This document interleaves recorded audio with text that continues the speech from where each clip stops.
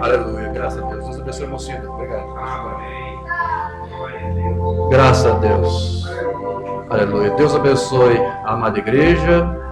Saúde a todos com a graça e com a paz do nosso Senhor Jesus Cristo. Amém. Agradeço aos irmãos que estão aqui presentes fisicamente no tabernáculo e agradeço também aos irmãos que estão nos acompanhando ao vivo no nosso canal Doutrina da Mensagem. Receba a saudação da parte da nossa igreja, a todos os irmãos que estão nos ouvindo agora. Amém?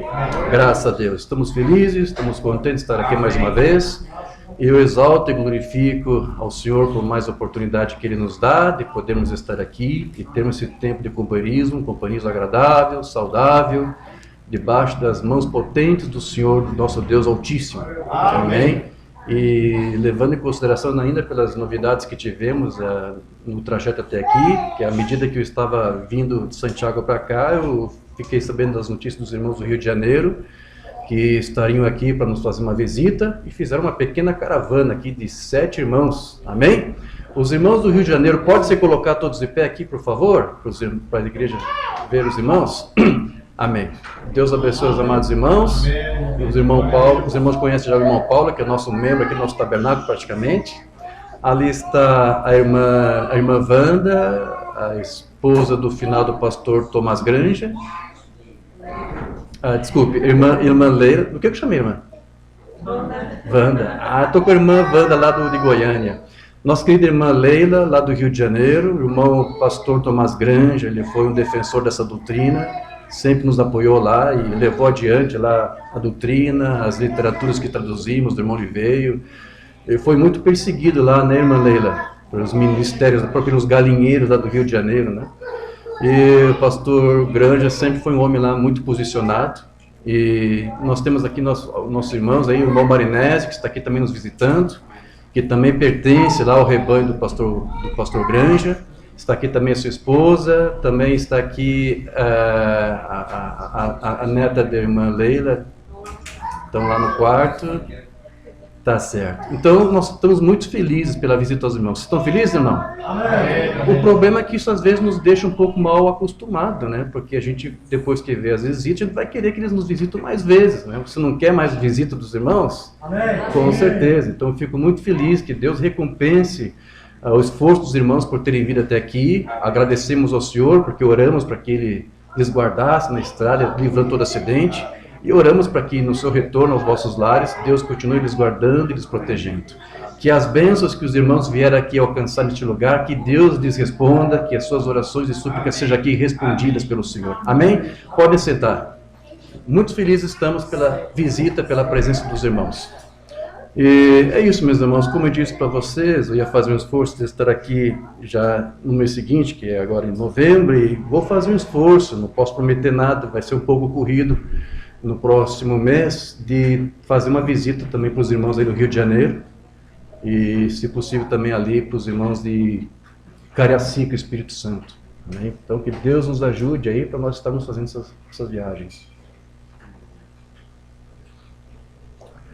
Amém. Eu entrego também a saudação aqui da parte da irmã Rebeca, envia saudações a todos vocês.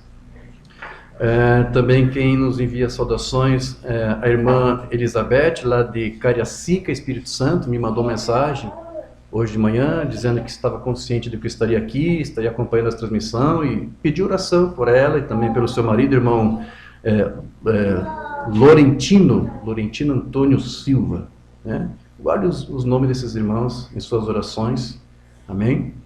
Que estou em necessidade. Sentimos falta aqui, estou sentindo falta aqui do irmão Vicente, né? O irmão Vicente nos justificou a sua ausência, dizendo que tem alguns exames para fazer, eu acho que na segunda-feira, então seria muito corrido ele estar aqui hoje, já prontamente está viajando lá. Sentimos falta da sua esposa também, irmã Marlene. Mas é uma pena, né? Eles quiseram ir tão longe de nós, então não é sempre que eles podem vir até aqui. Né? Que bom que eles pudessem estar sempre conosco. mas nós entendemos. Que Deus abençoe o irmão Vicente, Deus abençoe a irmã Marlene, que com certeza estão nos acompanhando agora. Como eu disse, eu agradeço a Deus por estarmos aqui e que possamos ter um bom tempo de companheirismo, como até agora creio que Ele tem demonstrado estar presente, porque Deus habita no meio dos louvores. Se você louvou a Deus com sinceridade, com certeza Ele te respondeu e Ele acatou o teu desejo, o teu desejo de servir a Ele, de demonstrar a Ele ações e graças por tudo que Ele tem feito por nós, por tudo que Ele tem mostrado através de sinais, de maravilhas, que Ele tem nos guardado. Eu digo isso porque nós estamos vivendo tempos difíceis, sim, meus irmãos. Estamos vivendo tempos muito complicados, né? Já de alguns tempos para cá, eu tenho dito aí que alguns portais do inferno têm se aberto, porque foi dado liberdade para isso, foi dado aquiescência para esses poderes se manifestarem, e temos visto isso de uma forma descontrolada, essa que é a verdade. É uma situação triste que nós estamos vivendo. No meu caso, ali na minha cidade, Santiago, o pessoal está estarrecido com um número astronômico de acidentes, uma cidade do interior simples, muitos acidentes na estrada, todo dia tem relatos, né? Graças a Deus que não tem vítimas fatais, mas tem havido isso e a gente vê que não é uma coisa comum, não é uma coisa normal. Há um espírito ali operando, trabalhando, mas sem dúvida alguma, o que está mais notório, o que é mais flagrante, é a quantidade de pessoas enfermas e doentes. Nunca vi tanta gente doente como neste ano que passou. Eu, começando por mim mesmo, eu, minha família, quando visitamos os irmãos ali de Joinville, voltamos todos doentes, eu, a irmã Rebeca, as meninas. Então, muitas pessoas têm sido afligidas por enfermidades, muitos irmãos, filhos de Deus, né? E você vai perguntar, e onde é que está Deus? Por favor, a palavra diz que nós temos que passar por fornalhas, não diz que você será livrado das fornalhas, mas Deus promete a você na palavra que um quarto homem estaria contigo ali dentro da fornalha. Então, apesar das lutas, enfermidades, perseguições, nós conseguimos ainda em tudo isso ver o mover de Deus atuando e operando em nosso favor. Na verdade, é através dessas lutas que Deus se manifesta. É através desses problemas que Deus mostra estar presente conosco. Então é isso, meus irmãos, nós temos visto isso, muitas doenças, muitas enfermidades, há um grande ataque também espiritual no tocante à fé, à doutrina, à palavra, que sempre existiu, isso nunca vai esmorecer, o diabo nunca vai dar uma trégua nessa área. Então nós temos que estar sempre vigilantes, sim, temos que estar sempre aqui em oração, pedindo a Deus para Ele nos guardar desses espíritos de doenças, de enfermidades, de acidentes, porque estamos vendo isso acontecer. Então que Deus nos guarde, que Deus nos dê livramento. E eu estou dizendo isso porque hoje, particularmente, eu quero dar uma pausa aqui nessa série que estamos ministrando sobre a pneumatologia, o estudo do Espírito Santo. Alguns irmãos e irmãs, inclusive, têm me feito relato de que tem sido muito abençoado por essas ministrações, né? Algumas irmãs chegam até a dizer que já ouviram alguns cultos 3, 4, 5 vezes para absorver o máximo do que estamos ministrando. Então, como eu disse, eu já tinha alertado, uma vez ou outra nós podemos fazer interrupções nessa série para tratar de outros assuntos e depois, numa outra ocasião, nós retornaríamos. Então, é a ocasião que eu queria fazer ao trazer para você aqui uma mensagem que enfoca basicamente uma outra área também, que com certeza esses portais do inferno também estão aí, vindo com tudo, que é no casamento, na família, na união matrimonial. Então hoje minha mensagem vai ser um pouco diferente, eu quero tratar um pouco aqui sobre a união do marido e esposa, os deveres do marido para com sua esposa, os deveres da esposa para com seu marido, porque nessa área o diabo também está vindo com tudo. Também temos visto muitos casos de brigas e divórcios, de separação entre não crentes e crentes. Então, nós temos que estar como que municiados, vacinados contra esse tipo de intervenção maligna, também nesta área. Então, eu quero hoje apenas trazer uma breve palestra, é breve mesmo, porque isso mereceria até um estudo ou uma série, se nós quiséssemos. Cadê o irmão Rosendo? Eu não sei, há tempos atrás, anos atrás, na verdade, eu traduzi uma série do irmão Brian sobre namoro, sobre casamento. Eu não sei se o irmão Rosendo fez alguma série aqui com vocês com esses estudos. fez uma série, né? Eu não sei se o irmão disponibilizou esse material, seria muito bom. Ele disse que tem muitos vídeos que ele não conseguiu colocar ainda no canal. Seria muito bom que ele colocasse, fizesse uma playlist ali, e dissecasse. Então, ali Brian deu a sua contribuição. Eu não tive tempo, eu queria poder rever as notas dele, quem sabe tirar algum sermão do Umbanda que ele utilizou ali para ajudar nesse tema. Então, o que eu vou expor para você é baseado nas minhas próprias pesquisas privadas, alguma coisa que eu já tenho ministrado acerca desse assunto. E junto com isso, quero aqui trazer o que nós temos, né? Onde está a nossa regra de fé, que é nas Sagradas Escrituras, na Bíblia, na Palavra de Deus. Então, eu vou trazer aqui orientações da Bíblia, das Escrituras, alguma coisa daquilo que o Umbanda nos recomendou, nos alertou, daquilo que ele nos disse. E também nas minhas pesquisas, no pouco tempo que eu tive até vir para cá, quero também trazer alguma coisa, alguma contribuição que os pais da igreja também fizeram acerca desse tema. Porque, como eu disse, é um problema antigo, não é agora que o diabo está tentando, ele sempre fez isso. Porque se ele conseguir destruir uma família, por pouco ele consegue destruir toda a igreja. Porque a igreja é célula máter, não é isso? A família é a célula máter de uma sociedade.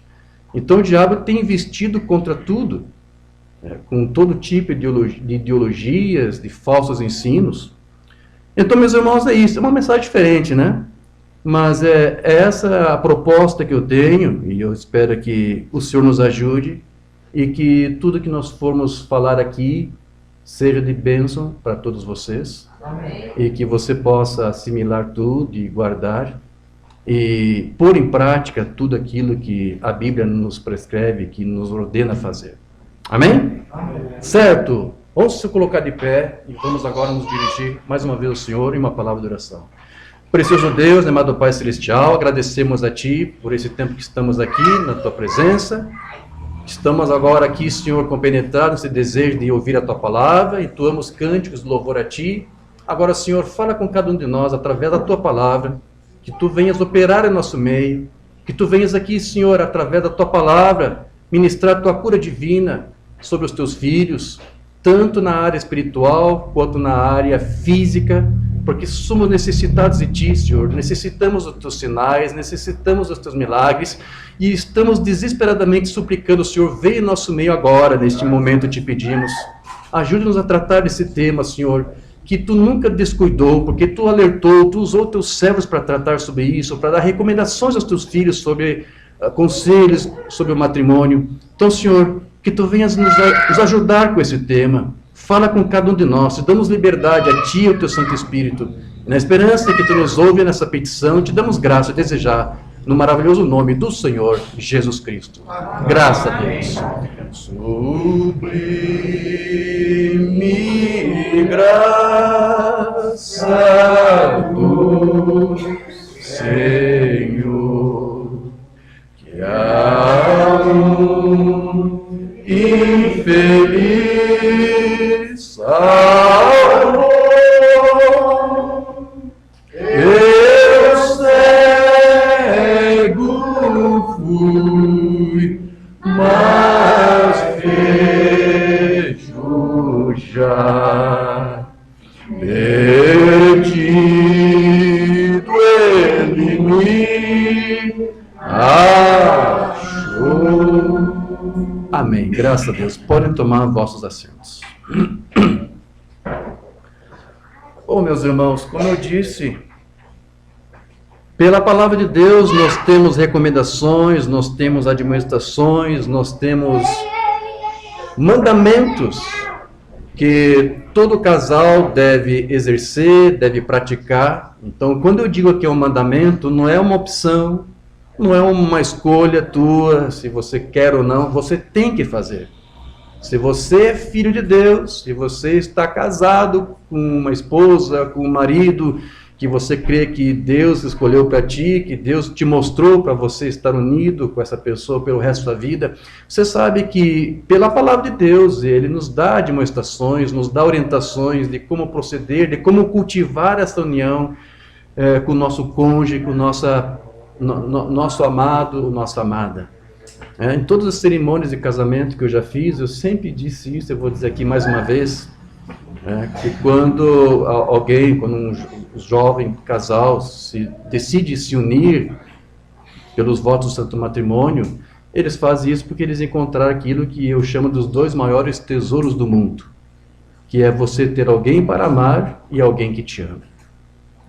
E o casamento, como você deve saber muito bem, ele é um reflexo do casamento celestial de Cristo com a sua noiva, que somos nós, da igreja de Jesus. Então, da mesma forma como Deus preparou uma esposa para Adão, e sabendo você que Adão era um tipo de Cristo, Deus preparou para esse Cristo, o seu filho, uma esposa, uma noiva. E todos os modelos de matrimônio que você encontra na Bíblia, você vê neles como um tipo tanto do matrimônio do homem com a mulher, da união do homem com a mulher, como também desse matrimônio celestial de Cristo com a sua igreja. Lá em Gênesis 2:18 nós lemos o seguinte: disse o Senhor Deus, não é bom que o homem esteja só, far-lhe-ei uma adjutora que lhe corresponda. Eu não sei se Deus não disse a mesma coisa quando gerou o seu filho. Não é bom que o meu filho fique só. Vou preparar uma esposa para ele, uma noiva para ele. E essa noiva, ela seria criada para quê? Qual é a finalidade? Com a mesma finalidade que Eva foi criada para Adão. Para ser uma adjutora para esse esposo, Cristo. A noiva, a igreja de Jesus está aqui na terra para isso. A noiva, a esposa, não apenas de Adão, mas de todo homem, é separada, é colocada diante dele como alguém que deve servir para auxiliá-lo, para socorrê-lo. Adjutora. Eu tentei me lembrar agora da palavra, porque fizeram uma nova tradução agora da Bíblia NVI. E está havendo uma polêmica lá entre eles, porque nessa versão nova eles mudaram muitas palavras. Aquele senhor, não lembro primeiro o nome dele, Sayam, um grande tradutor, já dou em muitas traduções de Bíblia, mas nesta tradução que eles fizeram, não consultaram ele, então ele já até fez vários vídeos dizendo, olha, eu não sou responsável por esse monte de situações, coisas raras, estranhas que estão aparecendo nessa nova tradução. E nessa tradução que eles fizeram, ao invés de dizer adjutora, eles colocaram uma outra palavra lá, um termo militar, na verdade.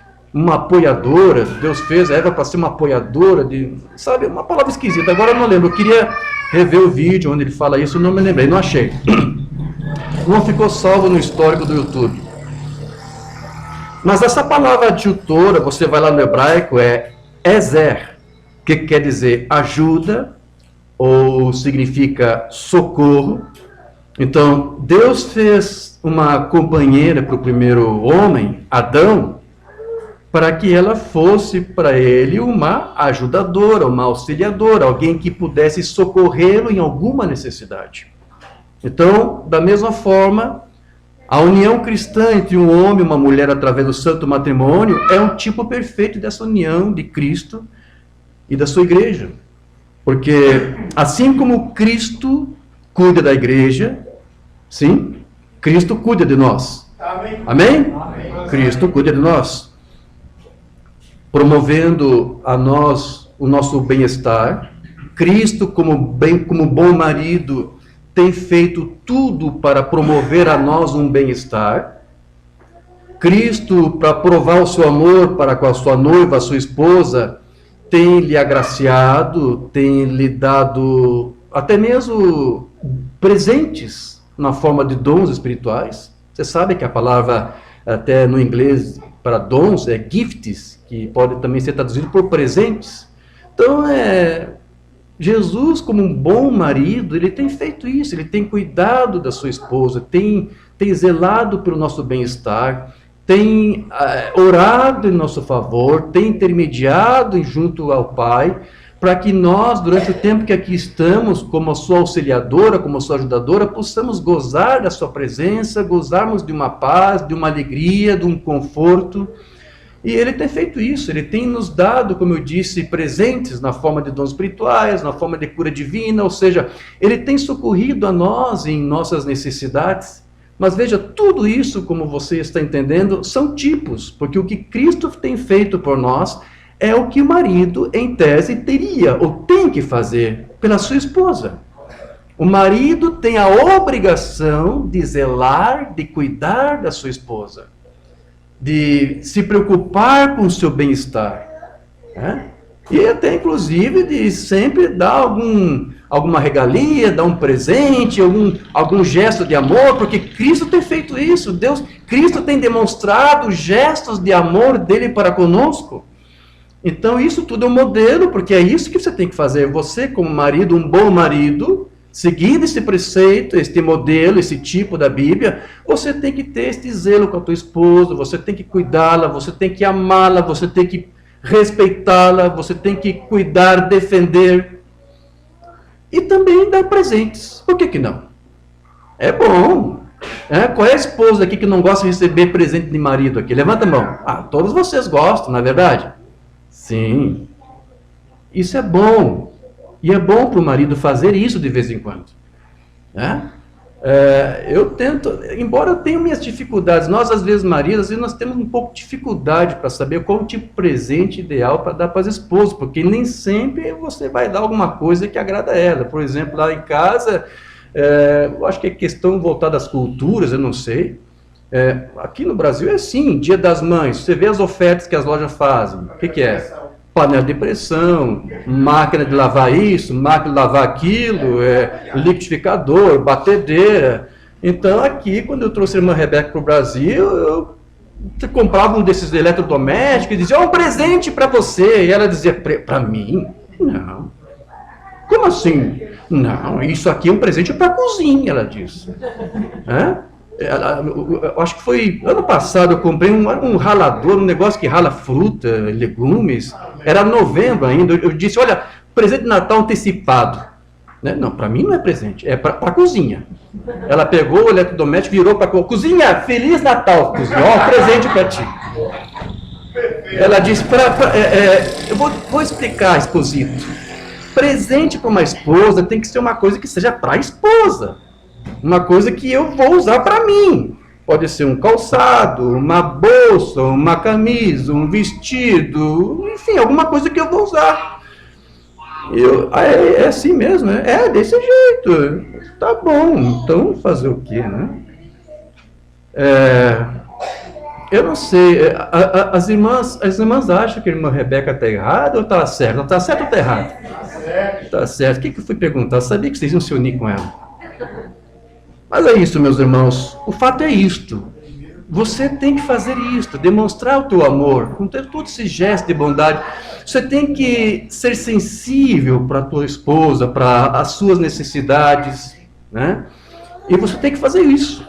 Mas irmão de hoje, estamos vendo tempos difíceis, dá presente agora, as coisas estão tudo caro. Quem mandou você se casar? Alguém te obrigou a casar? Alguém te obrigou? Alguém te forçou a casar? Agora que você está nessa empreitada, meu irmão, você vai ter que ir com isso até o fim. Essas são as regras, esses são os mandamentos. Cristo dá presentes para a noiva, para a igreja. Você, como marido, tem que saber fazer isso. Não é só dizer que você é homem, que você é macho, casando. Eu vou me casar, que maravilha. Você vai mostrar que você é homem, que você é macho, cumprindo com o teu papel como marido, com a tua esposa. Tem que ser um iPhone. Homem-fone. Eu não sei o que é isso. Claro, estou brincando. Então é isso, meus irmãos. Veja, alguns tentam demonstrar isso, né? Eu vou me casar. Mas como que é isto? E depois, o que você vai fazer? Porque você tem que entender que há uma grande responsabilidade em cima disso. Então tem gente aí, maridos inclusive, que tenta mostrar que é o bonzão, que é o machão, que é o homão. Além da esposa, tendo uma amante, 2, 3. Estou vindo lá de Santiago, nossa terra lá, tá grande, uma grande celeuma lá numa cidade próxima ali, um marido flagrou a esposa com um amante, matou o amante, quase matou a esposa sobreviveu, e depois o homem era policial, se matou. Então, veja, esse é um problema. Agora, esse problema dessa luta do diabo contra o matrimônio é para todos, seja crente ou não crente, você tem que estar preparado. Então é isso, meus irmãos, você tem que demonstrar este zelo para com sua esposa da mesma forma como você vê nas Escrituras que Deus, ou melhor, que Cristo zela e cuida da sua esposa, da noiva de Cristo, como Cristo cuida da sua noiva, é assim que você também tem que saber cuidar da sua esposa. Então, é nessas horas que você demonstra realmente a tua masculinidade, quando você assume os desafios e os honra e os cumpre como marido. Porque Cristo cumpre com todos os seus requisitos como marido para com sua esposa. Também deve o marido, seguir esse tipo, fazer a mesma coisa. Vou repetir. Você não vai provar que você é homem, que você é macho, tendo várias mulheres. Você não está sendo um macho fazendo isso. Você está sendo um doidivanas. Você está sendo leviano. E é triste eu dizer isso, porque não estou tratando apenas de pessoas incrédulas. Você sabe que tem crentes fazendo isso. Tanto da parte da esposa como do esposo. Então, meus irmãos, como eu disse, a igreja, ela, assim como Eva foi uma adjutora para Adão, a igreja também tem que ser uma adjutora de Cristo, seu marido aqui na terra. Como? Como é que eu vou auxiliar aqui o meu marido, o meu esposo Jesus Cristo? Testemunhando para todos a tua fé, falando da sua palavra, dando testemunho da palavra e com a sua própria vida. Assim você estará ajudando como noiva de Cristo a promover o seu reino, a dar testemunho, até que ele volte. Não é isto? É muito conhecido um verso, um ditado de um biblista muito famoso chamado Matthew Henry. Ele falou sobre a criação da mulher. Henry ele diz o seguinte: a mulher ela foi feita não da cabeça do homem, para que ele não ultrapassasse, nem do seu pé para ser pisoteada por ele, mas sim ela foi feita da costela do homem, não é isso? Ou seja, do seu lado. Para quê? Para estar ao lado dele, para ser igual a ele, para ser uma adjutora. Foi feita de debaixo do braço do marido, do homem, para ser amparada por ele, e perto do coração, para ser amada por ele. É muito bonito, é um ditado dele muito conhecido. Então, esse amor que o marido deve sentir aí pela sua esposa, deve refletir o tipo de amor que Cristo tem para a sua igreja. Deve, então, portanto, ser um tipo de amor que, não importa o que aconteça, nada o separará, nada. Da mesma maneira que o apóstolo Paulo disse que nada nos poderia separar do amor de Deus para conosco, não é isto? Quero ler a escritura de Romanos 8,38, porque estou certo de que nem a morte, nem a vida, nem os anjos, nem os principados, nem as potestades, nem o presente, nem o porvir, nem a altura, nem profundidade, nem alguma outra criatura nos poderá separar do amor de Deus que está em Cristo Jesus, nosso Senhor. Este é o amor que Cristo tem pela igreja. E isso é o modelo, porque é este o amor que o marido deve ter pela esposa e é este o amor que a esposa deve ter pelo seu marido.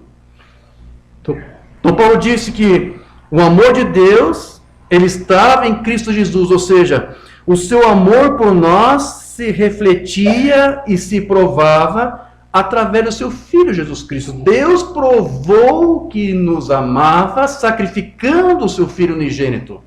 Você, como esposa, como marido, para provar que ama o seu cônjuge, tem que também fazer algo assim. Todo amor, eu sempre tenho dito isso, exige provas. Você não demonstra amor apenas com palavras, mas com gestos, com ações, com atitudes. Porque o amor é isso, o amor ele exige sacrifício, o amor é sacrificial. Diga isso comigo, diga, o amor exige sacrifícios.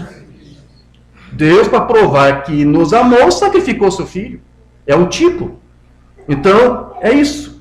E por Deus nos ter dado essa grande prova de amor, é que nós temos então hoje a segurança, a certeza de que nada nos poderá separar ou nos divorciar de Cristo. Eu uso o termo divorciar porque quando Paulo fala aqui em nada nos separará, ele usou a palavra grega chorizo, que é a mesma palavra que é usada quando um homem e uma mulher se divorciam e se separam. Então, nada vai te separar de Cristo. Ele é o teu esposo, ele é um esposo fiel, vai estar contigo sempre, vai estar suprindo as tuas necessidades sempre quando você buscá-lo. Então, da mesma forma, Paulo disse, se você nutre pela sua esposa, pelo seu marido, o mesmo amor, esse amor que Cristo tem pela igreja, é isso que vai acontecer. Nada vos separará, nada.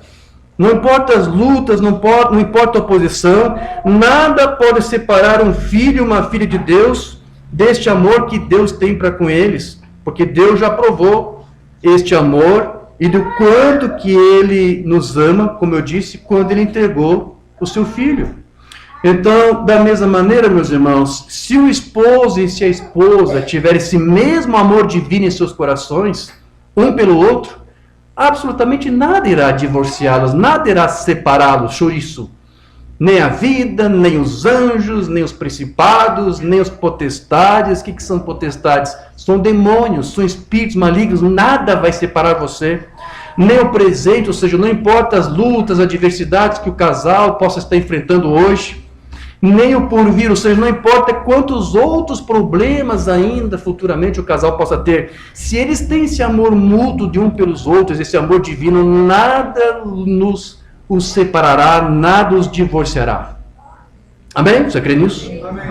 Então as Escrituras, elas nos dão aí algumas recomendações que eu quero ler para você, sobre as obrigações que o marido e a mulher devem cumprir, a fim de que o seu matrimônio seja duradouro. Lá em Efésios 5, a partir do versículo 22, o apóstolo Paulo começa nos dizendo o seguinte: vós, mulheres, sujeitai-vos a vossos maridos, como ao Senhor, porque o marido é a cabeça da mulher, como também Cristo é a cabeça da igreja. Veja, ele está tomando mais uma vez o modelo bíblico da união marital, espiritual, celestial de Cristo com a noiva, com a igreja. Então, Paulo aqui está dizendo, o amor que Cristo tem por nós é o amor que o casal deve saber também demonstrar um pelo outro, sendo ele próprio o salvador do corpo, de sorte que assim como a igreja está sujeita a Cristo, assim também as mulheres sejam em tudo sujeitas aos seus maridos. A igreja está sujeita a Cristo. E Paulo diz, tomando emprestado esse mesmo termo, a esposa também deve estar sujeita ao seu marido. O que é sujeita? De que sentido, irmão Diógenes? Vamos lá. O papel da mulher é ser, como você já viu, uma adjutora, uma auxiliadora, alguém que presta socorro, alguém que auxilia o seu marido, o seu esposo, como Eva deveria fazer com seu esposo Adão. Então, a sua submissão ao marido não tem exatamente o sentido que para alguns pode parecer ter de escravidão, de ser uma serva, uma escrava, não. Porque essa mesma palavra aqui que Paulo usou, também foi usada por ele para se referir ao Filho de Deus quando ele estiver sujeito a Deus, depois do reinado milenial. O Filho se sujeitará ao Pai, que lhe entregou todas as coisas, para que o Pai seja tudo em todos. A palavra que Paulo usou lá para essa sujeição do Filho, dessa subordinação do Filho para com o Pai, é a mesma palavra que Paulo diz que a esposa tem que ter para com seu marido. Eu já expliquei em uma outra transmissão, inclusive, quando tratamos sobre a subordinação do Filho de Deus, que um dos tipos que você vê ali, da subordinação do Cristo para com Deus e seu Pai, você tem como uma figura a união matrimonial do marido para com sua esposa.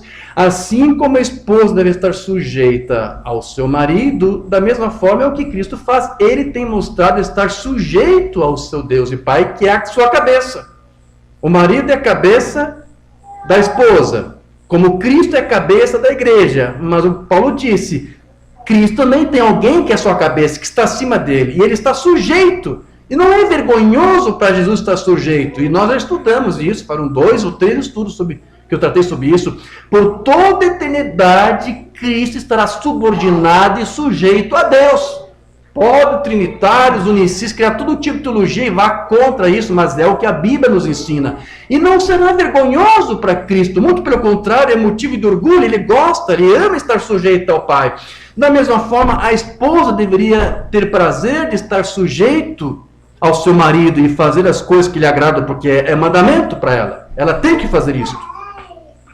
Então, quando Paulo disse que o filho estará sujeito ao pai, quando tudo for devolvido a ele, significa que Jesus Como eu disse, ele vai continuar à disposição de Deus para ser útil, para lhe servir naquilo que Deus precisar.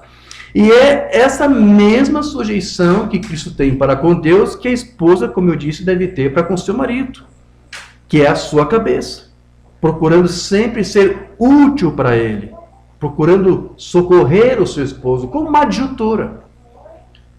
Deixa eu ler para você aqui alguma coisa que eu li do material patrístico, dos primeiros pais da igreja, como é que eles lidaram com esses ensinos aqui do apóstolo Paulo acerca do matrimônio.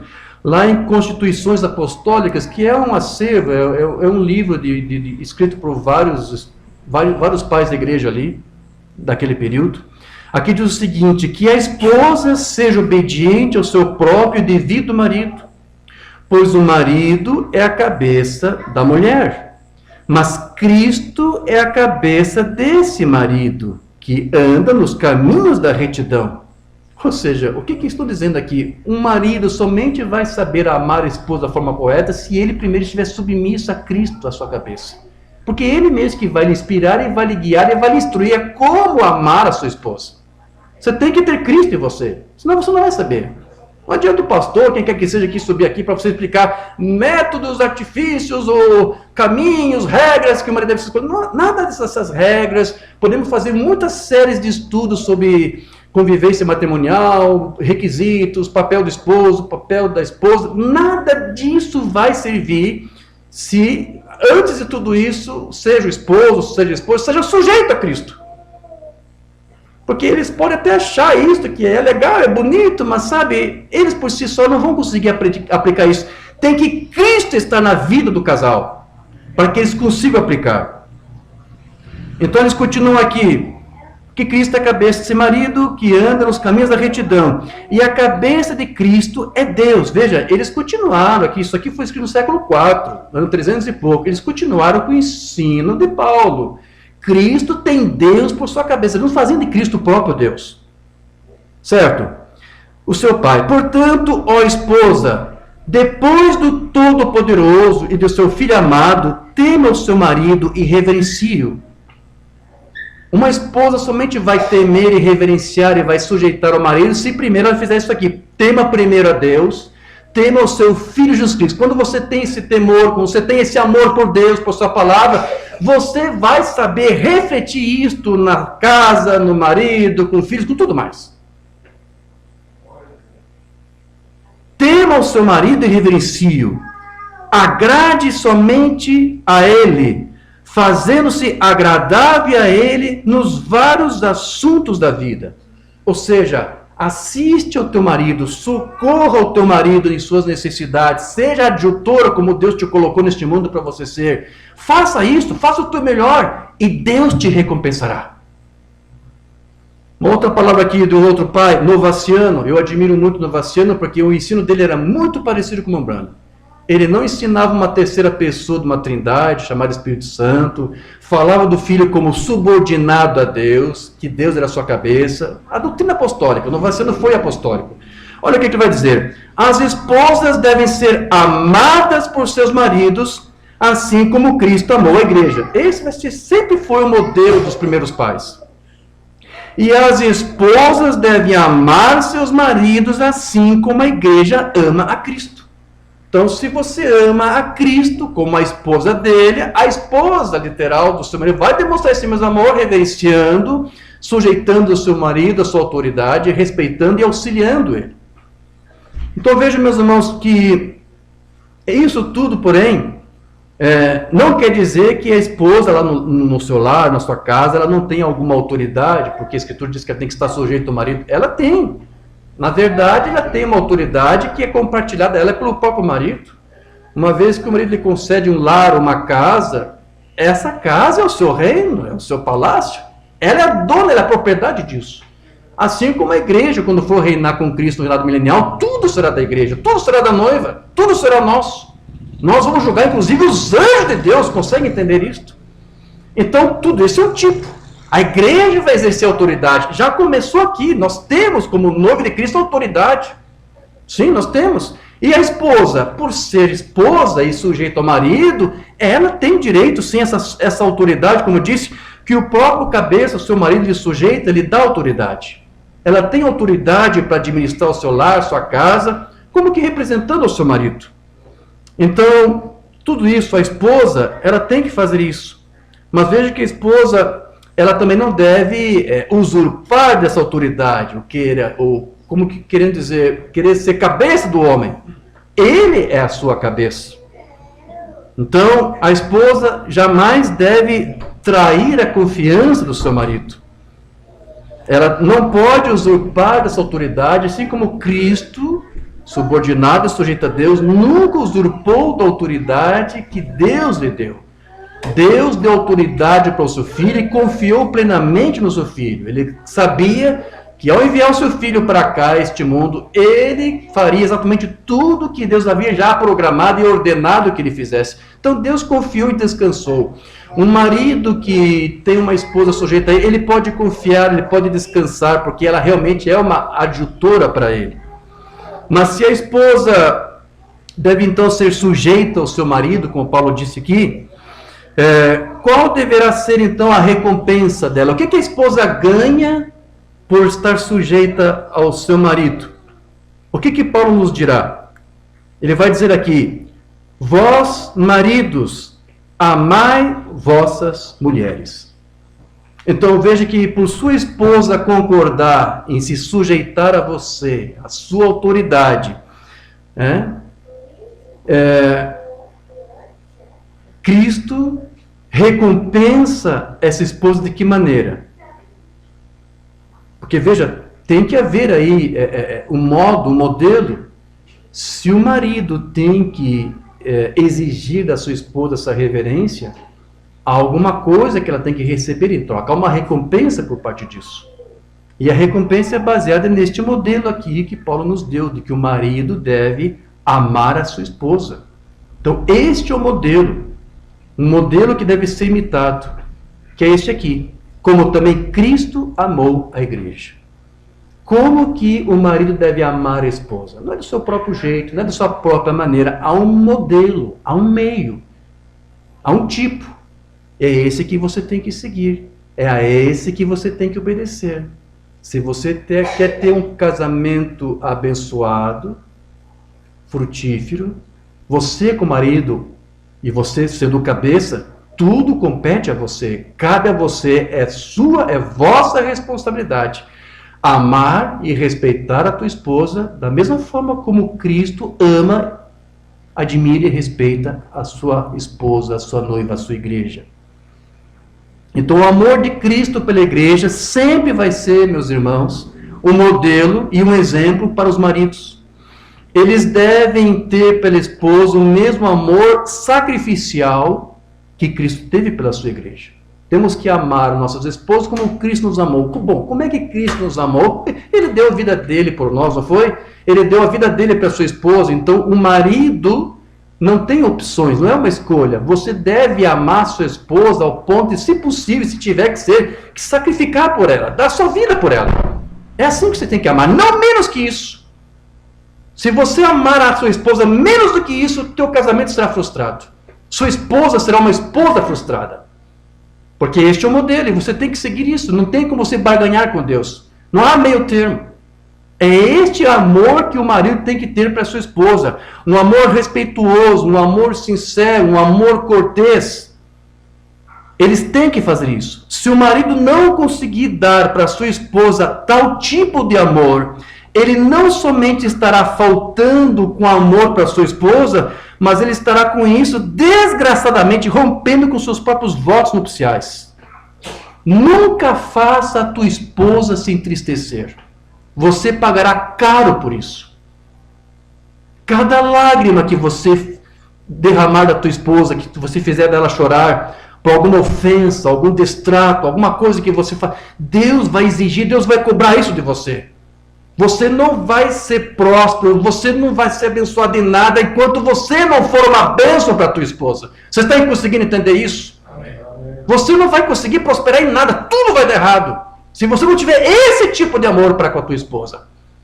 Reverencie, ame a tua esposa, cuide dela. Mombana diz que a esposa, a mulher, é o vaso mais frágil, ele disse.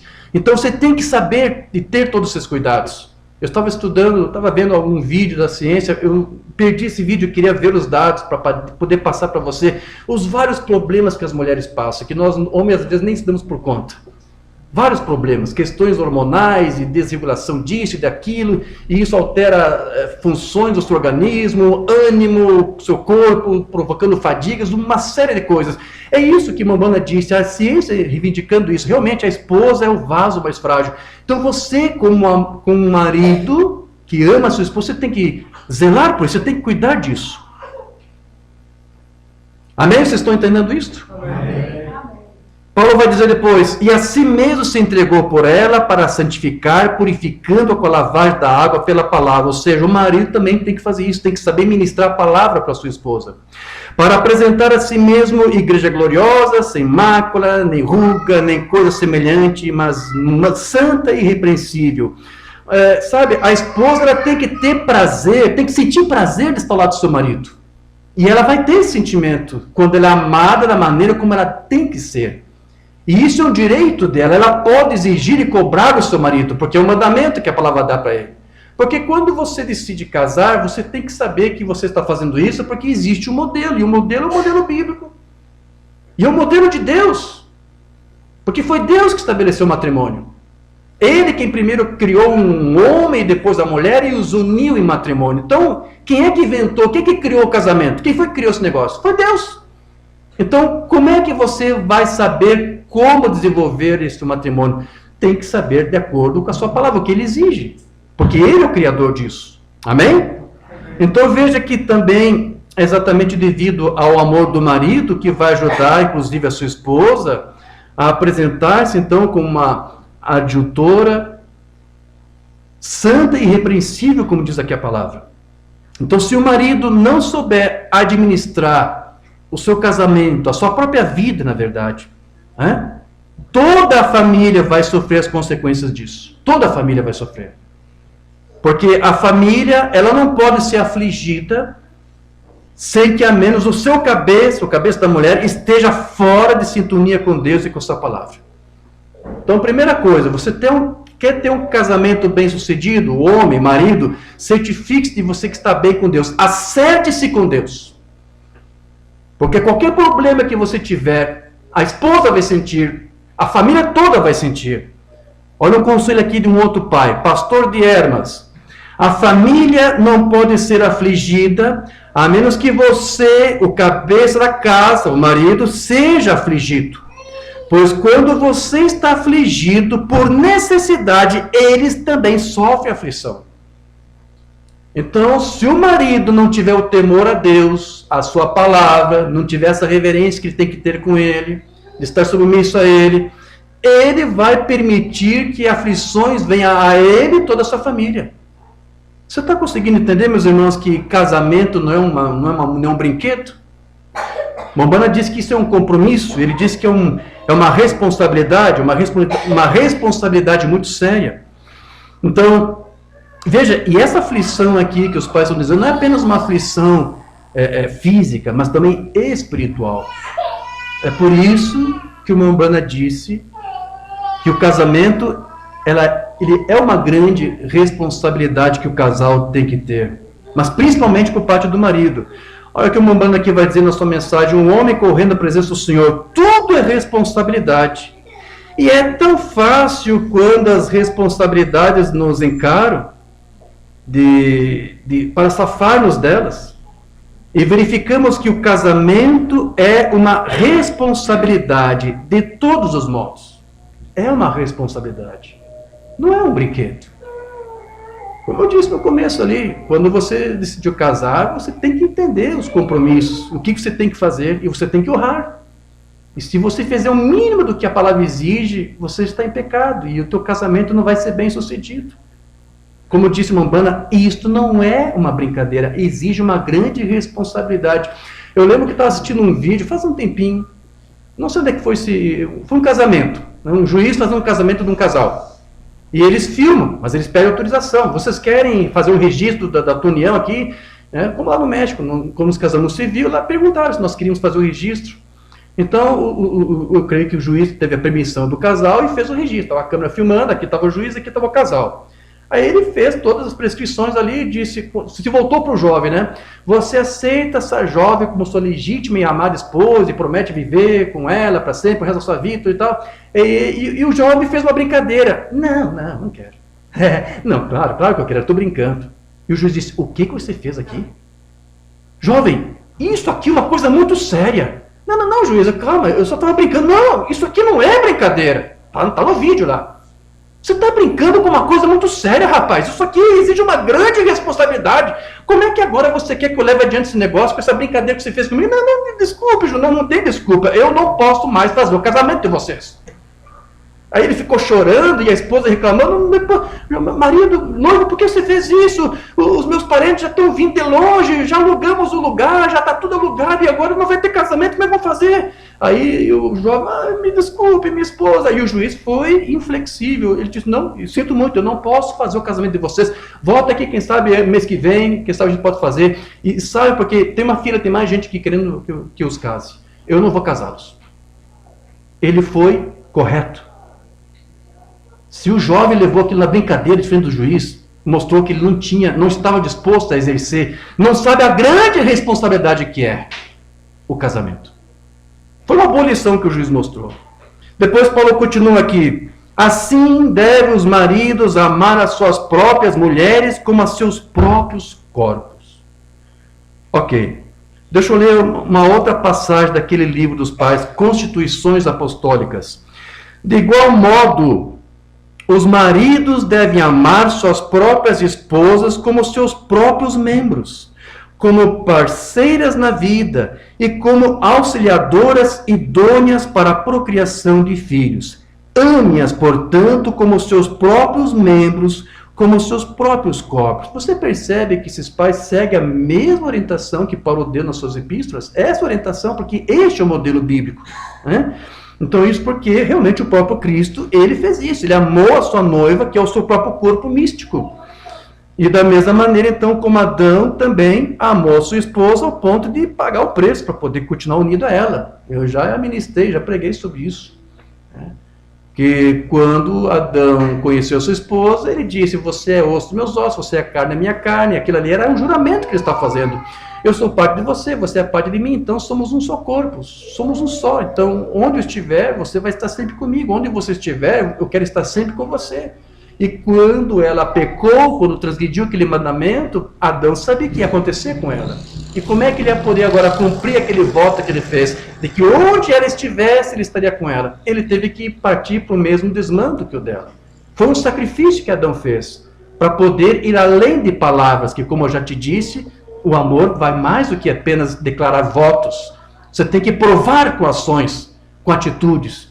Como dizia o irmão Branham, nem que você tem que suar sangue para você dar de tudo do melhor para sua esposa, porque é um direito que ela tem. Ah, mas como eu disse, irmão Jorge, as coisas não tão fáceis. Então você devia ter pensado antes de se casar. Porque esse é o teu compromisso para com a tua esposa. Mas veja, num matrimônio onde há união com Cristo, Cristo vai suprir todas as necessidades desse matrimônio, tanto espirituais quanto físicas. Eu creio nisso, você crê nisso? Deus tem feito isso com os nossos matrimônios, sim, eu espero que tenha feito o mesmo com você. Então é isso, Adão ele sacrificou para sua esposa, e é isso que o marido tem que saber fazer. Depois Paulo vai dizer, quem ama a sua mulher, ama-se a si mesmo. Porque é uma extensão dele mesmo, uma extensão do seu próprio corpo. Então, meus irmãos, no santo matrimônio, não pode haver espaço para o egoísmo. A felicidade do marido vai depender da felicidade, em primeiro lugar, da sua esposa. Ele não pode ser egoísta. Né?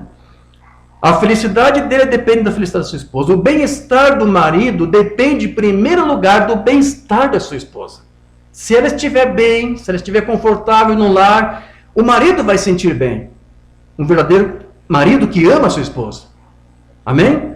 Então, a realização do marido vai depender, em primeiro lugar, da realização e da satisfação da sua esposa. E o marido tem que estar sempre ciente para saber se ela está sendo satisfeita, se ela está tendo aquilo que ela precisa para o seu bem-estar. O marido, ele verdadeiramente... ele será amado pela sua esposa se ele souber verdadeiramente amá-la também.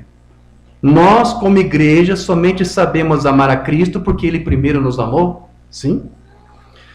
Paulo continua aqui, porque nunca ninguém odiou a sua própria carne, antes a alimenta e sustenta, como também o Senhor a igreja. Porque somos membros do seu corpo, da sua carne e dos seus ossos. Por isso deixará o homem, seu pai e sua mãe, se unirá à sua mulher, e serão os dois uma só carne. Grande é este mistério, digo, porém, a respeito de Cristo e da igreja. Assim também vós, cada um em particular, ame a sua própria mulher como a si mesmo. Ou seja, o marido não desejará para sua esposa o que ele não quer para si. Ele vai tratar a sua esposa da maneira como ele gostaria que ele fosse tratado. E depois Paulo diz mais. E a mulher, voltando novamente a dar um outro mandamento para a mulher, e a mulher, a esposa, reverencie o marido. Essa palavra que Paulo usou aqui no grego, reverenciar, ela foi traduzida do grego phobeu, creio que é assim, que quer dizer reverenciar, quer dizer venerar, quer dizer tratar com deferência ou obediência reverencial. Ter medo, isto é, excitar de fazer algo que seja danoso. É nesses termos que a esposa deve ser reverente. Então, embora essa palavra aqui ela possa denotar medo, a esposa, na verdade, ela deve temer no sentido de honrar, de respeitar, de obedecer à vontade do seu marido, de não fazer nada que o desabone, enfim. Mas veja, como nós vimos, o mandamento é para que o marido ame a sua esposa como Cristo amou a sua igreja. Então, não há nenhum problema para o marido amar a sua esposa demasiadamente, porque Cristo nos ama demasiadamente. Você acredita nisso? Sim ou não? Sim. Então não tenha medo de exagerar no teu amor, porque nunca será o suficiente. Amém? Porque é exatamente dessa maneira que Cristo ama a sua igreja, que Ele nos ama. Então nós temos que ponderar, meus irmãos, na disposição que Cristo teve para redimir a sua igreja. Assim deve, então, o marido estar disposto a negar a si mesmo para promover a felicidade e o bem-estar da sua esposa. Vigiar por ela na doença e, se necessário, até mesmo pôr em perigo a sua própria saúde, a sua própria vida para promover o bem-estar dela. Nunca se canse de dizer à sua esposa que você a ama. Nunca se canse, esposa, de dizer que você ama o teu marido. Porque Jesus nunca vai se cansar de te amar. É esse amor que temos que ter por nossos cônjuges, porque é esse amor que Cristo tem por nós. Outra vez esse livro aqui, Constituições Apostólicas, conselhos muito bons. Olha o que mais eles dizem aqui. Que o marido não seja insolente ou arrogante para com a esposa, mas que seja compassivo, generoso, disposto a agradar a sua própria esposa, que a trate com honra e gentileza, tentando ser agradável para ela. Mas, irmão, de hoje é muita coisa, mas é o que Cristo está fazendo por mim e por você até hoje. É um modelo, é assim que você tem que fazer com a tua esposa. Se há em você o amor de Cristo, é assim que você vai agir, não menos que isso. Então, meus irmãos, ao agir assim, o marido, ele não vai ir além daquilo que o próprio Cristo fez pela sua igreja. Eu vou sempre repetir isso, porque este é o modelo bíblico. Então, o esposo, ele deve saber que a sua mulher possui uma reivindicação especial de justiça sobre ele. Cristo deixou o lar do seu pai, deixou os palácios de marfim de Deus para vir aqui salvar a sua igreja. Então, o mínimo que o esposo pode fazer para seguir esse mesmo tipo de amor é amar a sua esposa e se esforçar para fazê-la feliz, porque é o amor de um marido que pode sustentá-la, que pode animá-la nas provações da vida. As mulheres com suas lutas, problemas, necessidades, o que pode ajudar a confortar e consolar um pouco nesse mundo cruel e injusto, é saber que ela tem alguém do seu lado em quem ela pode confiar, em quem ela pode descansar, em quem ela pode se apoiar. O maior conforto que ela pode ter é saber que ela tem um marido que a ama e com quem ela pode confiar. Se ela tiver alguém assim do seu lado, ela vai também superar tudo. O mesmo vale para o marido. O marido vem com todos os tipos de problemas fora, no serviço, ouve todo tipo de coisas ruins, palavras de baixo calão, piadas sujas, imundas. Então, o melhor prazer que pode haver com o marido é depois, quando chegar em casa, e saber, poder contar que há ali alguém que lhe assessoria, que lhe ame, que a cuide, que lhe auxilie, que lhe socorra. É isso que vai fazer tanto marido quanto mulher saber administrar e viver neste mundo, porque, sabe, nós vivemos aqui, mas não somos neste mundo, estamos aqui como forasteiros, como estrangeiros. Então, é isso, meus irmãos. Como a igreja pode seguir aqui neste mundo sem a certeza de que Cristo lhe ama e que está lhe guiando e promovendo aquilo que é necessário para ela?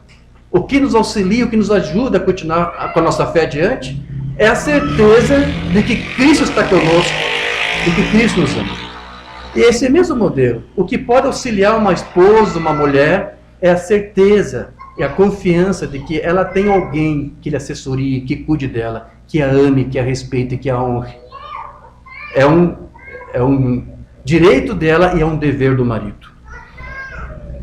Quero ler aqui um escrito de um outro pai, Teófilo. Olha o que ele vai dizer. Qual homem que se casa diante da lei não deixa pai e mãe e toda a sua conexão familiar e todo o seu lar?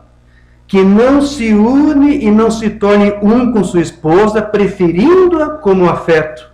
Geralmente, pelo bem de suas esposas, alguns homens se sujeitam até mesmo à morte. Por que isso? Porque esse é o modelo sacrificial do amor de Cristo pela sua igreja. E o marido tem que saber ser um imitador deste amor. Se Teófilo aqui, lá no século, o que é isso aqui? Século II? Se ele está dando essa ordem, meus irmãos, é porque as escrituras estão muito bem frescas, eles entendiam que esse era o modelo de amor que os casais deveriam ter, que eles deveriam seguir. Mas veja, meus irmãos, se por um lado o marido deve se sacrificar para dar todo o seu amor para sua esposa, por outro lado, as esposas também devem manifestar um caráter que seja digno desse amor. Ela tem esse direito de que o marido a reverencie, a cuide dela e a proteja, mas ao mesmo tempo ela também tem que mostrar-se digna de todo esse tipo de postura e dedicação que o marido tem que dar a ela, conforme as Escrituras. Não é possível amar o que é desagradável, nem forçar a afeição onde ela é imerecida.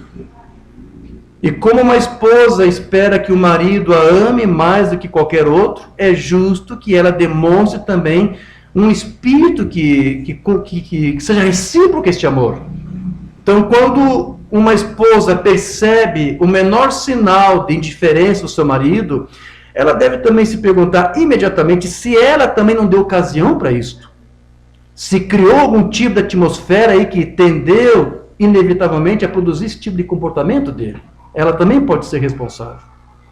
Então, meus irmãos, para garantir um amor recíproco, é necessário que haja, então, o quê? Mútua bondade de ambas as partes. Aquiescência, entrega, sacrifício de ambos. Tudo que é visto como ofensivo, como doloroso, deve ser abandonado. Todas as pequenas peculiaridades de temperamento, sabe, gênio forte e modos de expressão que permitem uma desavença, tem que ser abandonado o mais rápido possível. E enquanto uma parte deve se esforçar para tolerá-los e não se ofender, o outro deve também fazer um esforço consciente para evitar isso. Uma das coisas que mais é normal no casamento é, com o tempo, o marido conhecer as falhas e fraquezas da esposa, a esposa conhecer erros, falhas, defeitos do marido. Então, às vezes, a esposa ou o marido, para querer cutucá-lo, atinge no seu ponto mais fraco. Não faça isso. Você está dando vazão para o diabo. Estude, conheça o teu marido, sabe as falhas dele e evite de tocar nessas falhas. Se você sabe que ele tem esse ponto fraco, não toque nisto. Se você, marido, sabe que a tua esposa é frágil naquela parte, não toque nisto. Você está apenas dando tudo para que o diabo depois se aproveite e entre nesse lar, nesse casamento. Então, o grande segredo da felicidade conjugal está no cultivo de um temperamento adequado, polido, equilibrado. Não é tanto nas grandes e tentadoras lutas da vida que a força da virtude é testada, mas é nos eventos que estão constantemente ocorrendo. A manifestação de bondade nas coisas que estão acontecendo a cada momento, a gentileza que flui ao longo de todos os dias. A felicidade da vida não depende de grandes momentos, mas às vezes de pequenos gestos diários de bondade, de cortesia, de amor, de reciprocidade. Então nós precisamos deles em todo momento, em todos os lugares. Nós precisamos deles sempre. E numa relação matrimonial, meus irmãos, há desesperadamente a necessidade de gentileza, de cordialidade e de amor, que comece desde o amanhecer e que se repita aí ao longo do dia até o anoitecer. Principalmente aí no momento em que, por exemplo, o marido quer ter um carinho especial da esposa. Como é que ele vai querer ter esse carinho especial de noite se o dia todo foi indiferente com ela? Ele tem que saber ter um trato com a sua esposa, demonstrar um carinho já desde o começo. Né? Você está entendendo aonde que eu estou chegando, né? Onde que eu quero chegar? Você está entendendo ou não? Amém? É isso. Então, você tem que saber como tratar a sua esposa. E vice-versa. Lá em casa, por exemplo, quando às vezes eu chego lá, eu almoço com a minha esposa, a irmã Rebeca, às vezes eu faço alguns elogios. Ah, que comida maravilhosa, que almoço maravilhoso. Você sabia, esposita, que você cozinha muito bem? Ah, é? Você cozinha. Eu amo a tua comida, você sabia disso? A esposa adora quando você faz elogios, mas tem que ser elogios sinceros. Mas mesmo você estando satisfeito, às vezes você esquece. E é bom você volta e meia lembrar dessas coisas. Você não está inventando, você ama a sua esposa, então você vai amar tudo que ela faz para você. Porque você sabe que é com carinho, que é com amor. Então eu digo, olha, está muito bom, maravilhoso o teu almoço, amei a comida, você se esforçou muito, que Deus te recompense. Esposita, você sabia que eu te amo? Você me ama? Sim. Você sabia que eu não vivo sem você? É mesmo? Você sabia que você é tudo para mim? É mesmo? Mas nessa altura, uma Rebeca já esperta, ela está pensando, onde é que ele está querendo levar com esse negócio? Onde é que isso vai chegar? E aí, eu, de repente, vejo a louça ali. A irmã Rebeca adora quando auxilio ela, principalmente em alguma atividade doméstica. Porque eu não sei por que as mulheres não gostam de nos ver parados, né? Então eu gosto de, às vezes, ajudar ali alguma coisa. Eu vejo ali a louça, né? Porque eu sou PhD em lavar louça. Servi 4 anos no exército. Servi minha pátria lavando louça. Bandeja. Então, às vezes eu vejo ali uma louça e olho para o relógio e penso, bom, eu tenho que pegar a bicicleta para ir lá em tal lugar. E depois eu tenho que fazer isso, eu tenho que voltar para o escritório e fazer tal coisa. Mas isso aqui eu acho que eu lavo em uns 15 minutos, não vai me dar trabalho. Aí eu digo, eu vou lavar a louça, já pensando em algo mais adiante, né? Então eu vou lá, lavo a louça e, sabe, às vezes acontecem uns fenômenos estranhos naquela cozinha. Eu tinha que chamar a NASA para fazer uma investigação do que acontece lá dentro. Porque eu acho que também a culpa é minha, é um pecado meu, e eu vou dizer para vocês, não cometa esse pecado que eu já fiz 1 ou 2 vezes e me arrependi amargamente. Porque às vezes quando eu vou lavar a louça, eu já digo para a minha Rebeca, olha, já que eu estou lavando, se tem mais alguma outra louça, traz tudo para mim aqui que eu vou lavar. Por que eu vou dizer isso? Porque do nada essa mulher, não sei de onde, ela tira tanta louça, panela daqui, caçarola daqui, panela daqui, copo de lá, e talher, e prato, daqui a pouco tem 2, 3 piras do meu lado. E ela com uma cara de pau vira para mim, mas não selinho. Aí o que era para ser feito em 15 minutos, leva 40, 50, fica 1 hora lavando a louça.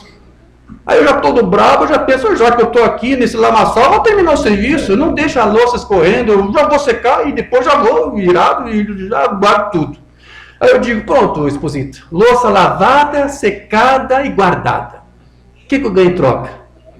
E ela diz, um beijinho? A irmã Rebeca, ela diz que quando fico meio insatisfeito, meus olhos viram para cima e dão meia volta e se curvam. Às vezes ela tenta imitar e não consegue. Para mostrar meu descontentamento, aí eu digo, como assim um beijo? Você sabe que eu quero muito mais do que isso. E ela diz, esposito, para de pensar nessas coisas, Jesus amoroso e misericórdia.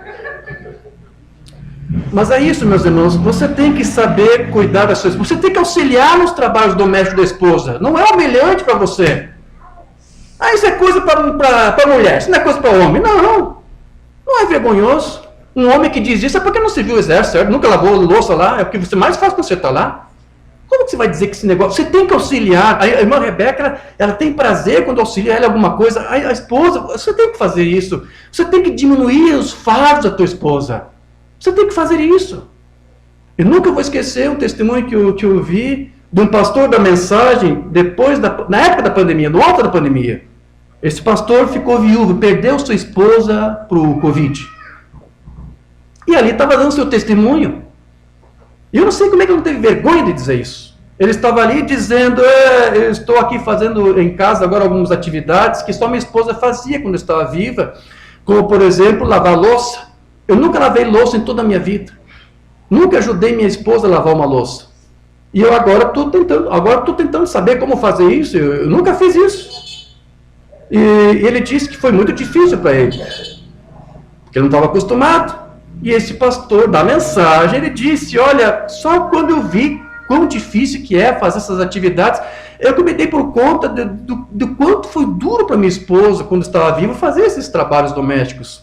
Se eu não dou conta aqui, quase não me canso de lavar louça, imagina minha esposa que ficou 30, não sei quanto tempo durou o casamento. E ele nunca auxiliou, nunca ajudou a sua esposa. Você está entendendo? Eu acho que Deus deu um livramento para a sua filha. Porque esse marido nunca cuidou dela, nunca se importou por ela. Deus a recolheu para parar de sofrer nas mãos desse pastor da mensagem. Que depois que morreu, então passou a dar valor à sua esposa, que você não estava mais ali. Então, dê valor à sua esposa. Participe de alguma coisa. Faça alguma coisa por ela. Eu estou dizendo louça, sei lá, pode ser qualquer outra coisa. Você deve saber alguma coisa que tua esposa faz. Ajude, auxilie ela nisto. É o teu dever como marido. Zelar, cuidar. Amém, maridos? Amém? Amém. Irmãs, da próxima vez, se o teu marido te ajudar alguma coisa, você pode vir aqui me dizer. Eu vou trazer um açougue da próxima vez. Tá bom? Certo. Aqui, que mais? Tá tudo bem? Eu fiquei desconfiado aqui. Então aqui, meus irmãos, é por essa razão que há muitos votos matrimoniais hoje sendo quebrados. Há muitos casamentos e lares despedaçados justamente por falta deste amor sacrificial. Paulo ele descreveu muito bem qual é o tipo de amor que todo cristão deve demonstrar ter, e esse mesmo amor deve estar presente também na relação conjugal. 1 Coríntios 13, a partir do versículo 4, o amor é sofredor, é benigno, o amor não é invejoso, o amor não trata com leviandade, não se ensoberbece, não se porta com indecência, não busca os seus interesses, não se irrita, não suspeita mal, não folga com a injustiça, mas folga com a verdade, tudo sofre, tudo crê, tudo espera, tudo suporta. Então Paulo aqui disse que um dia os dons cessarão, mas o amor de Deus, ele dura para sempre. Então, este amor que vem de Deus, meus irmãos, é um amor sofredor.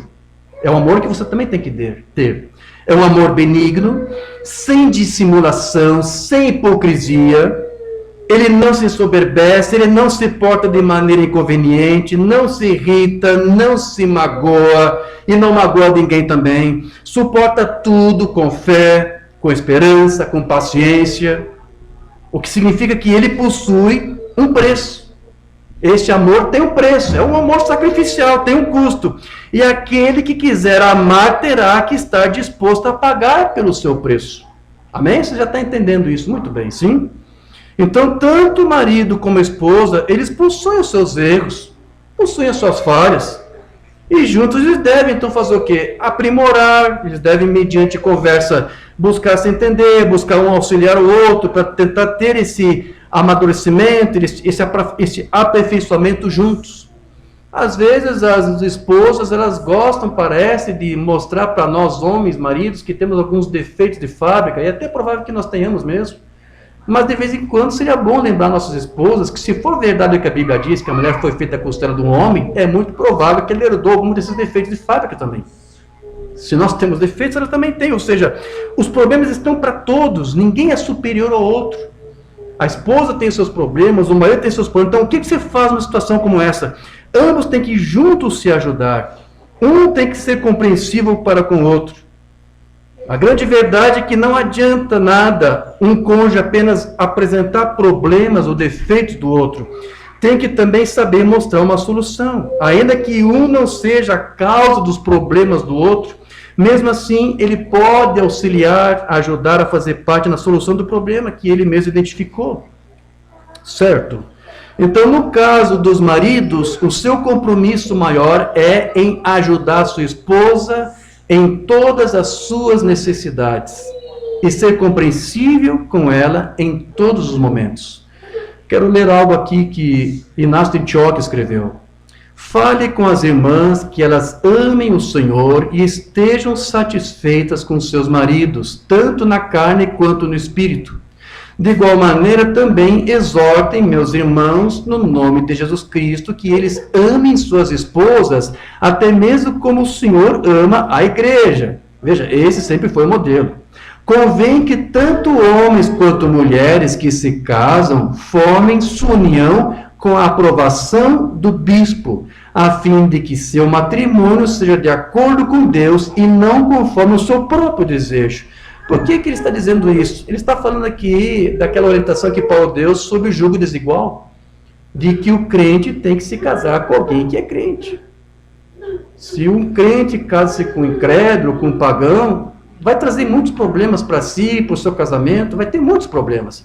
É disso que ele está falando aqui. Busque a aprovação, ou seja, porque como não se pode haver jugo desigual entre incrédulos, pela palavra, o ministro é proibido de celebrar um casamento assim.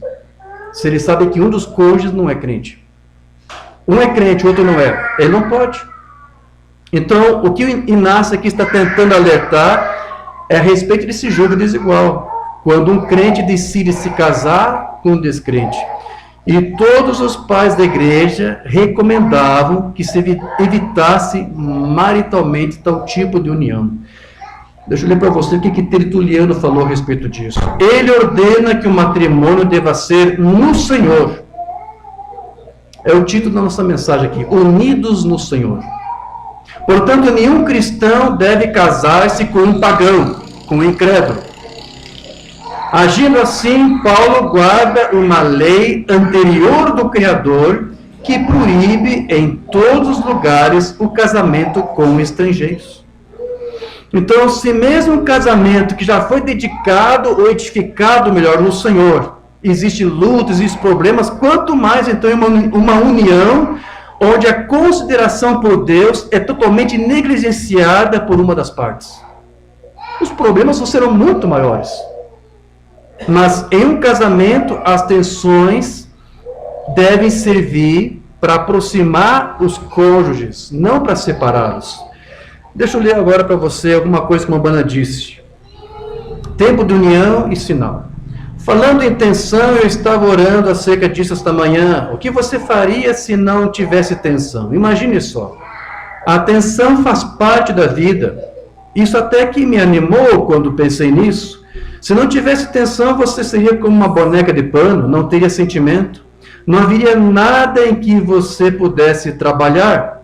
Com marido e mulher, talvez se ela quiser fazer alguma coisa e eles estiverem tentando trabalhar juntos, especialmente os cristãos, e o outro quiser, e então, ele não termina a frase aqui, e então quando você se junta você descobre o que ela fez, ela descobre, vejam, a tensão realmente os aproxima um do outro. E alguém lhe diz que, pense só na pequena esposa que sofreu tamanha tensão quando você não foi tão bom, ou no marido que esteve sob tamanha tensão quando você não foi tão boa. Então, quando tudo é perdoado, olhe como você se sentiu a respeito disso. Ora, você simplesmente, você precisa de tensão, só isso. Então, o que o Mabão está dizendo é que a tensão, ainda é maior quando a esposa não auxilia o marido. Ou quando o marido, que não considera a esposa como um vaso mais fraco, não lhe ajuda, não lhe auxilia em nada. Às vezes tem mulheres, tem esposas que já é maltratada desde a infância pelo próprio pai, já vem sequelada com traumas dos seus próprios pais, que foram rudes com elas, bateram, surraram. E às vezes, quando ela vem para o casamento, ela quer encontrar alguém que seja o contrário de tudo aquilo que ela experimentou na sua infância. quer encontrar um esposo que seja diferente daquele pai, que lhe trate bem, que lhe ame. Então, quão frustrante é muitas vezes para uma esposa nessa condição. Já vem toda, como eu disse, sequelada, cheia de traumas, ainda chega no casamento e o marido incrédulo trata de uma forma igual ou talvez pior. Isso é terrível. E é disso mais ou menos que o Mano está dizendo aqui. Né? Mbana disse que só a graça de Deus é que pode auxiliar para que a sua família não seja destruída. Porque é a graça que nos faz pertencer à família de Deus.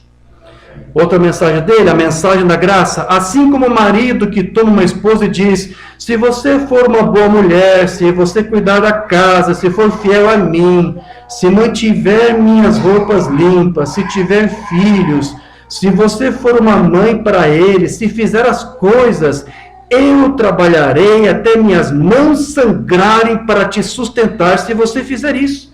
Que isso? Uma vez que a mulher faz a parte dela, ela se mostra digna, qual é a recompensa dela? O marido se esforçar ao máximo para oferecer tudo que ela tem direito do seu marido. Porque esses são tipos. Se você fizer isso. Mas então pense, e se essa mulher se desviar, viver preguiçosamente, não trabalhar, não fazer nada, não auxiliar em casa, no lar e nada. Então é preciso graça para manter essa família unida. Oh Deus! Foi preciso a graça de Jeová para manter sua família unida. E essa é a única maneira de sermos a família de Jeová hoje, por causa da graça de Jesus. Todos nós teríamos desaparecido se não fosse pela graça de Deus. Amém. Então o marido, meus irmãos, precisa se mostrar prestativo e mostrar empatia pela sua esposa. E eu creio que uma das melhores coisas a fazer, como eu disse, é também auxiliá-la, como eu disse, em alguma atividade doméstica, como eu disse, para diminuir o fardo da sua esposa. Né? O irmão Mbana, ele disse que o marido ele precisa demonstrar mais compreensão para sua esposa, mesmo quando ela cometer erros, cometer falhas, por se tratar do vaso mais frágil. O sextuplo propósito da visita de Gabriel a Daniel. Mulheres, eu já gritei com vocês, agora vou defendê-las por um minuto. Vê? A mulher é o vaso mais frágil. Eu sei que não pode haver um homem mau antes de haver uma mulher má. Bom, eu acho que o inverso disso também é verdadeiro. Se às vezes há um homem mau, é porque atrás disso há uma mulher má, uma esposa má também. Ela contribui para que seu marido seja assim. Não vamos colocar apenas a culpa aqui no homem. Eu sei que não pode haver um homem mau antes de haver uma mulher má, uma esposa má. É isso que ele está dizendo. Mas homens que sabem disso, homens que sabem que são filhos de Deus e que se aproveitam de uma mulher, que vergonha. Não importa o que ela faça, ela é o vaso mais frágil. E você sabe disso. Se ela sair agindo de forma inadequada, pegue-na pela mão e fale com ela como uma irmã. Vocês são filhos de Deus, não façam coisas más. Amém? Você está entendendo isso aqui? Então, nada pior que um marido mal amado do que também uma esposa mal amada. Agora, nós para já partir para o encerramento aqui, meus queridos. A melhor forma de nós sermos um bom marido ou uma boa esposa não se reduz apenas em tentarmos fazer o nosso melhor por eles. Como eu disse no início, não adianta você seguir todas as prescrições e orientações, nós fazemos séries de estudo, como atuar, como proceder, como o marido deve agir, como a esposa deve atuar, se você, em primeiro lugar, não fazer aquilo que os pais disseram lá. Primeiro, depois de Deus, depois de Cristo, então, reverencie o teu marido. Você somente vai saber fazer essa parte se primeiro você tiver este zelo, este amor para com Deus primeiro. Porque se você estiver cultivando contigo uma comunhão com Deus, você vai saber refletir este amor, esta comunhão com o teu cônjuge, seja a esposa, seja o marido. Então primeiro você tem que estar bem com Deus, para que o teu casamento esteja bem. Amém? Certo. Então o que faz o casamento ser abençoado é ambos temer a Deus. Pode repetir isso comigo? Diga assim: o que faz um casamento ser abençoado é ambos temer a Deus. Mensagem Mombrana Sunido Incerto. Deus nunca te criou apenas para trabalhar, voltar para casa e amar seus filhos. Isso já é suficiente. Deus te criou para trabalhar. Deus te criou para voltar para casa, amar seus filhos, amar sua esposa. E para que a sua esposa seja fiel e ame o seu marido. Os filhos amam seu pai, sua mãe. Isso é ótimo, mas Deus te criou. Isso é apenas o pano de fundo para algo que Deus te criou para fazer. Deus te criou para ser um adorador dele. Esse é o teu primeiro compromisso. Seja um verdadeiro adorador de Deus. Tenha um compromisso sincero de servir a Deus e temer a Ele, obedecer a Ele e a sua palavra. Se você tiver essa reverência, esse temor com Deus, tiver essa concepção da presença dele, de que está sempre alguém te observando em tudo que você pensa, fala, você vai ter mais temor. Sabe, isso tudo vai se criar uma atmosfera, vai se refletir no casamento. Esse mesmo respeito, esse mesmo amor, esse mesmo apelo e desejo que você tem de estar com Deus, ter uma comunhão sincera com Ele, isso você vai transferir para o teu casamento, para a tua esposa, para o teu marido. Esse é o primeiro compromisso que o homem e a mulher têm que ter com Deus. E depois ele mesmo vai cultivar isso em você, porque este amor que você tem que ter para a esposa, para o marido, nós já vimos aqui, é aquele amor sacrificial, que tudo sofre, tudo crê, tudo espera, tudo suporta. Mas quem é que te dá e quem é que te ensina a ter esse tipo de amor? É Cristo, é o Espírito Santo de Deus. Mas você só vai conseguir cultivar esse amor se primeiro você cultivar essa comunhão com Ele. Então quando você prioriza Deus e busca Deus, agora deixa eu falar outra coisa. Eu disse que casamento é uma coisa séria, não é verdade? Exige uma grande responsabilidade, sim. Bom, a tua comunhão com Deus também não é uma brincadeira. Exige uma grande responsabilidade também. Você não deve levar na brincadeira a tua comunhão com Deus. Leve a sério isto. Então você vai receber de Deus o derramar do seu Espírito, que vai te dar sabedoria e todo o temor e todos aqueles frutos do Espírito que você vai saber harmoniosamente refletir e demonstrar isso no teu casamento, na tua união conjugal. Começa por aí. É por isso que a união sempre tem que ser entre dois cônjuges crentes que amam a Deus. É só isso que vai fazer um casamento perdurar. Porque é Cristo neste casamento que vai dar sustentação, que vai dar força, que vai dar sabedoria. Você adorará algo, independente do que seja. Você adorará sua esposa, você adorará seus filhos, você adorará qualquer coisa, seu automóvel, você adorará seu prazer, você adorará algo porque é inerente ao ser humano adorar. Agora, queremos saber o que adoramos, ou seja, qual é a tua prioridade. Então, quando nós nos casamos com alguém, nós fazemos um voto de fidelidade, sim? Ou seja, a nossa união é baseada em um acordo. Mas antes disso, nós precisamos ter um acordo com Deus. Nós precisamos ter uma aliança com Deus. E se você não souber honrar primeiro os teus votos com Deus, não saberá honrar os teus votos com o teu cônjuge, com a tua esposa, com o teu marido. Porque se você não consegue nem ter votos com Deus, como vai ter voto com alguma esposa ou marido? Tenha votos com Deus e cumpra esses votos com Ele, essa aliança com Ele. Então, para que o nosso casamento dê certo, nós precisamos primeiro amar e reverenciar a Deus, em primeiro lugar.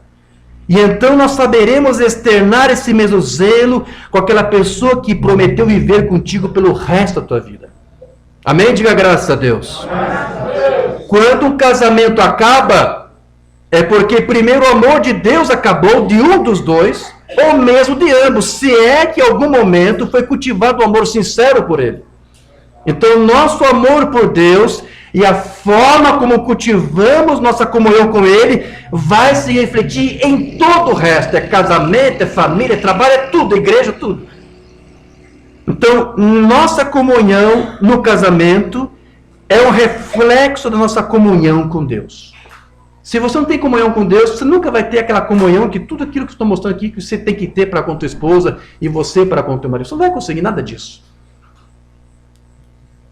Comunhão, sermão do Mombrana. Ora, a comunhão vem pelo amor, e o amor requer comunhão. Se você ama a sua esposa, você precisa estar com ela e conversar com ela. Se você ama seu amigo, você precisa estar com ele e conversar com ele. E se você ama a Deus, precisa haver uma base para a comunhão. Conversar, que é orar. Você não pode ter comunhão plena e sustento sem esses acordos. Você não pode se casar sem um acordo. Você não pode ter uma esposa sem algum tipo de acordo. E esse acordo é baseado em seus votos. Você não pode ter comunhão com Deus sem chegar a um acordo com Deus. E é esse acordo que tem que vir primeiro.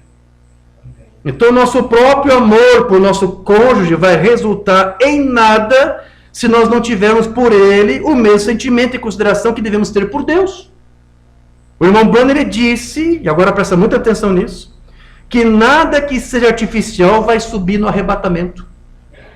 Se o amor dentro de um casamento acabar e o casal continuar unido, mesmo assim, só para manter as aparências, nenhum deles subirá. Porque será um casamento fingido, baseado em um falso amor, um amor artificial. Mensagem presumindo, não sei se foi traduzido isso. É a minha tradução aqui. Se você tivesse um braço cortado e você colocasse um braço artificial, seria um substituto para alguma coisa, ou usar uma luva. Isso está tudo bem. Está perfeitamente bem, veja, fazer isso nesse braço artificial. Esse braço artificial nunca virá.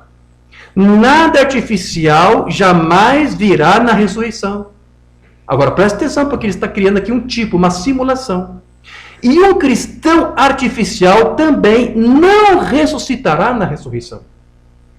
Você não está conectado a Cristo.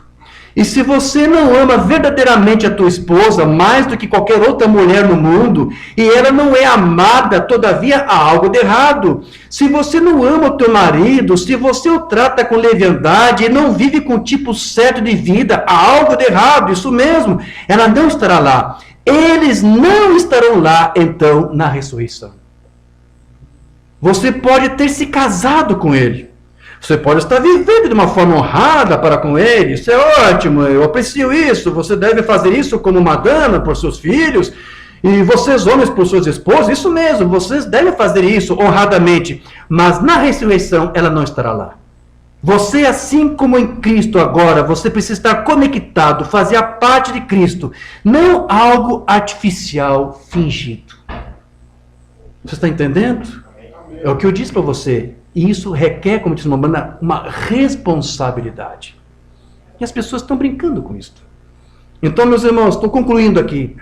Se nós amamos a Deus e cremos em sua palavra e somos reverentes a essa palavra, isso vai se refletir em tudo mais. Você está entendendo isto? Principalmente no casamento. Então, nós amaremos nosso cônjuge, independente da aparência ou mesmo de algum desentendimento que tiver, você vai amar. Porque antes de tudo, você tem dentro de você esse amor de teu para com Deus. E é Ele que vai te dar graça, como disse a irmã Ana, para suportar os momentos de falhas, de problemas no casamento, da parte do teu esposo, da parte do teu marido. Deus vai te dar graça em tudo isto. Porque você está fazendo a tua parte com Ele. E Ele vai te ajudar em tudo isso. Amém? Alguns sermões aqui para nós já concluirmos. Chamando Jesus à cena. Sabe, homens, se você for o tipo certo de marido, não há mulher no mundo que você ame como a tua esposa. Ih, nenhum homem, nenhum marido eu amei aqui. Você não entendeu? Vocês já estão cansados, né? Vamos lá. Sabe, homem, se você tiver o tipo certo, se você for o tipo certo de marido, não há mulher no mundo que você ame mais que a sua esposa. Amém. Pode haver outras mulheres que sejam mais corretas, e foi difícil traduzir isso aqui. Eles usam uma palavra que agora eu não lembro qual foi, bem difícil. É o melhor sinônimo que eu encontrei aqui.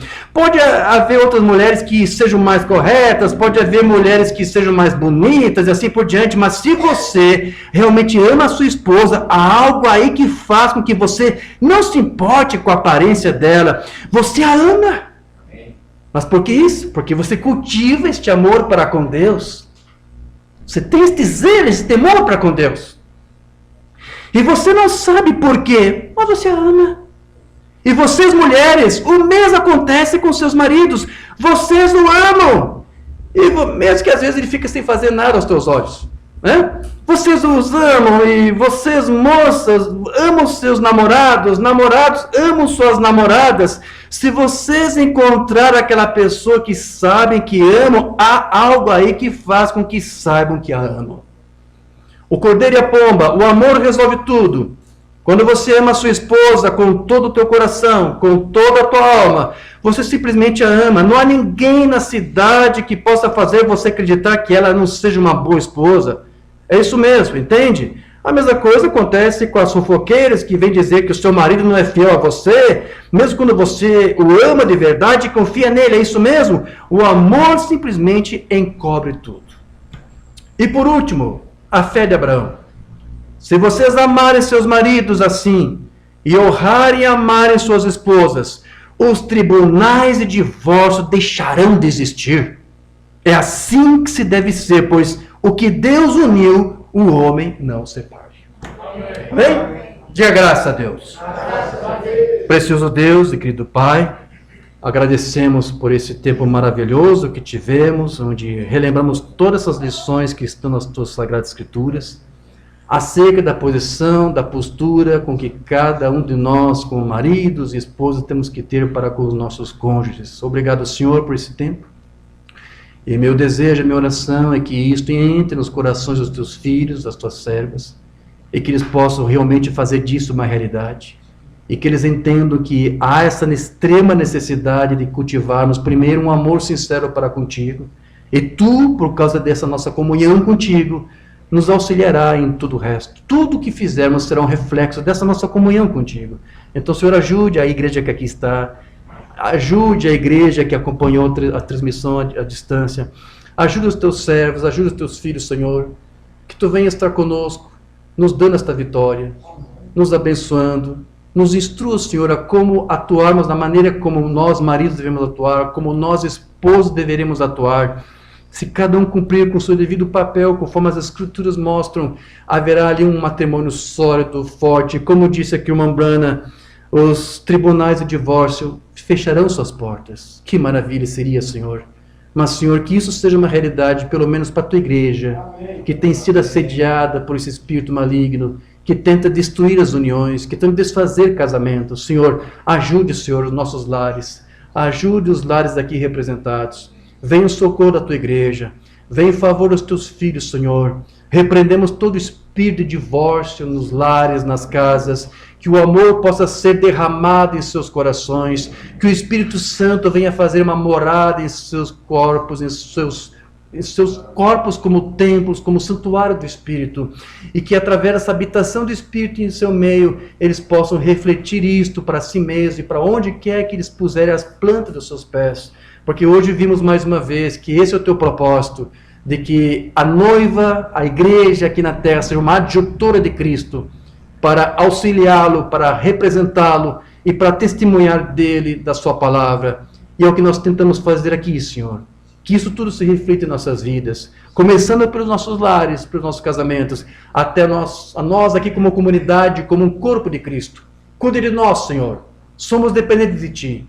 E crendo que Tu nos ajuda, Te damos graças no maravilhoso nome do Senhor Jesus Cristo. Digam graças a Deus.